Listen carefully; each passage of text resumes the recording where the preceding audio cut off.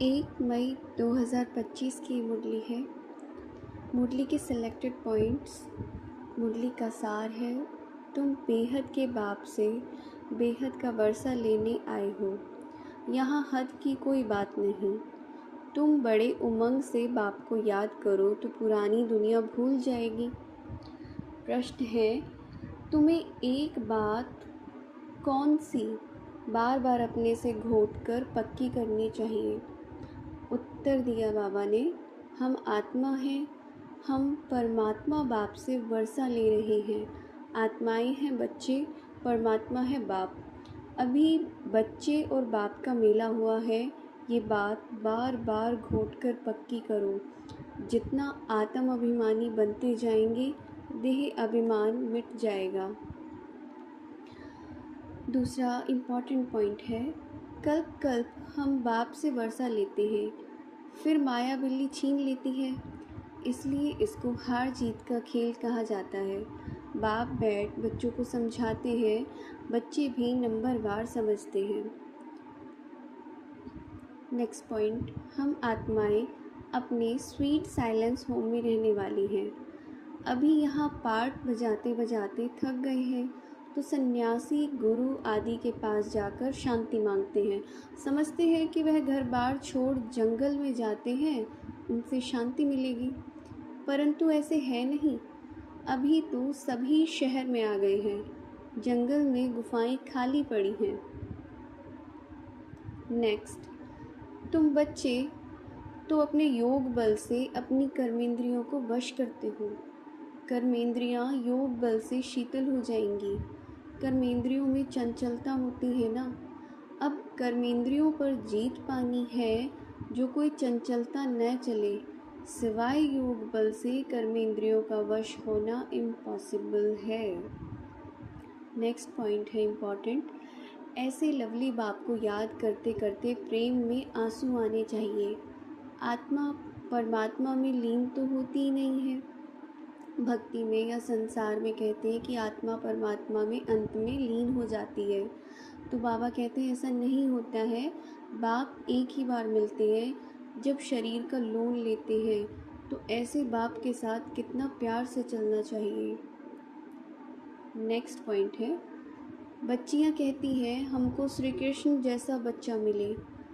अरे वह तो बैकुंठ में मिलेगा ना।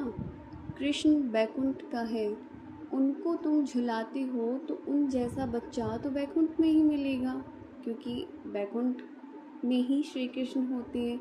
इस दुनिया में तो श्री कृष्ण आ न सके, कलयुगी पतित दुनिया में।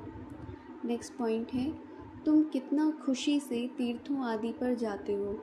अमरनाथ पर जाते हैं, समझते हैं शंकर ने पार्वती को अमर कथा सुनाई। अमर कथा, अमरनाथ की सच्ची कथा तुम अभी सुनते हो। अमरनाथ यानी शिव पिता जो हम आत्माओं को अमर बनाने वाला है, वो हमें ये सच्ची कथा सुनाता है जिसको हम अभी सुनते हैं। तो ये बाप बैठ तुमको सुनाते हैं। नेक्स्ट पॉइंट है, बाप तुम बच्चों को श्रेष्ठ बनने की सहज रास्ता बताते हैं। एक तो कर्मेंद्रियों को वश करो, दूसरा दैवी गुण धारण करो। कोई गुस्सा आदि करे तो सुनो नहीं, एक कान से सुन दूसरे से निकाल दो।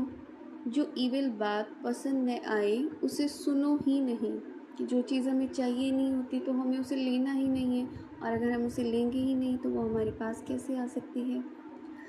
नेक्स्ट पॉइंट, अबलाएं पुकारती हैं, एक द्रौपदी नहीं है, सब है। आज के इस कलयुग में सारी द्रौपदियाँ हैं जो बाप आई हैं हमें नग्न होने से बचाने। बाप कहते हैं इस मृत्यु लोक में ये तुम्हारा अंतिम जन्म है, हम तुम बच्चों को शांति धाम ले जाने आया हूँ, तो घर चलने की तैयारी करनी चाहिए।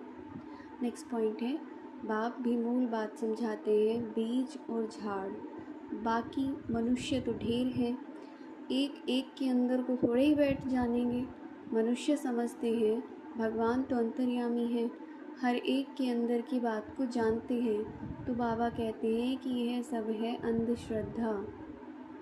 नेक्स्ट पॉइंट है, जब माला फेरते हैं तो फेरते फेरते जब फूल आता है तो उनको राम कहकर आँखों पर लगाते हैं। जपना है एक फूल को, यानी शिव आपको, बाकी है उनकी पवित्र रचना। माला को तुम अच्छी रीति जान गए हो कि माला में जो 108 मणके होते हैं, वो 108 जो फर्स्ट ब्राह्मण आत्माएं हैं जो अपनी प्योरिटी की स्टेज को कंप्लीट करती हैं, वो उनकी यादगार है। जो बाप के साथ सर्विस करते हैं उनकी यह माला है। नेक्स्ट पॉइंट है, बाप से पूरा वर्षा लेने के लिए मुख्य बात बाप कहते हैं, एक तो मुझे याद करो, दूसरा पवित्र बनो, स्वदर्शन चक्रधारी बनो और आप समान बनाओ। ज्ञान, भक्ति, वैराग्य, ये 3 शब्द हैं। अब भक्ति से पुरानी दुनिया से वैराग्य, पुरानी अब ख़त्म होनी है, इसमें आसक्ति क्या रखें, अब तो नाटक पूरा होता है, हम जाते हैं घर। नेक्स्ट पॉइंट है, तुम्हारा पार्ट ही है बाप से ज्ञान लेने का, वर्षा पाने का। तुम ड्रामा में बंधाएमान हो, पुरुषार्थ ज़रूर करेंगे, ऐसे नहीं कि ड्रामा में होगा तो मिलेगा फिर तो बैठ जाओ। लेकिन कर्म बगैर कोई रह नहीं सकता है, कर्म संन्यास हो ही नहीं सकता, तो कर्म सन्यासी बनना भी नहीं है। वरदान है, मुरली के साज द्वारा माया को सरेंडर कराने वाले मुरलीधर भव। मुरली के साज द्वारा माया को सरेंडर कराने वाले मुरलीधर भव। स्लोगन है, अनुभवी स्वरूप बनो तो चेहरे से खुश नसीबी की झलक दिखाई देगी। ओम शांति।